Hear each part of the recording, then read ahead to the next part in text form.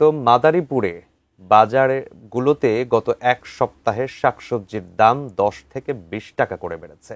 বিক্রেতারা বলছেন সরবরাহ কম থাকায় বেড়েছে সব সবজির দাম। শহরের চৌরাস্তা থেকে বিস্তারিত জানিয়েছেন প্রতিনিধি জহিরুল ইসলাম খান। মাদারীপুরে নিত্য প্রয়োজনীয় জিনিসপত্রের দাম বেড়েছে। গত এক সপ্তাহে কাঁচা বাজারে প্রতিটি পণ্যের দামই 5 থেকে 10 টাকা করে বেড়েছে এবং যদিও গরুর মাংস এবং মুরগির মাংস স্থিতিশীল, কিন্তু মাছের দাম ঊর্ধ্বমুখী।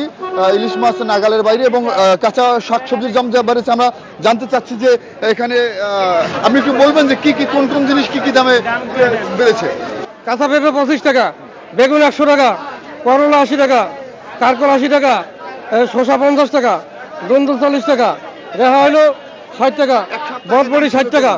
আমরা এখানে আছি এবং জানতে চাচ্ছি এখানে যে আপনারা আসলে এই কাঁচা বাজার করতে আসেন, আপনাদের কেমন জিনিসপত্রের দামের ব্যাপারে আপনাদের? দামের ব্যাপারে ভালোই দাম রাখে।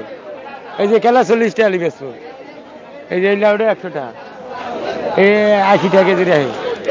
আমরা ছিলাম মাদারীপুরের চৌরাস্তা বাজারের এখানে এবং এখানে কিন্তু সব ধরনের জিনিসপত্রের দাম বৃদ্ধির কারণে ক্রেতা এবং বিক্রেতা উভয়ের মধ্যেই কিন্তু ক্ষোভ রয়েছে। কারণ যেহেতু জিনিসপত্রের দাম নাগালের বাইরে, সেহেতু মানুষের ক্রয় ক্ষমতার বাইরে থাকার কারণে মানুষের অনেক ভোগান্তি পোহাতে হয়।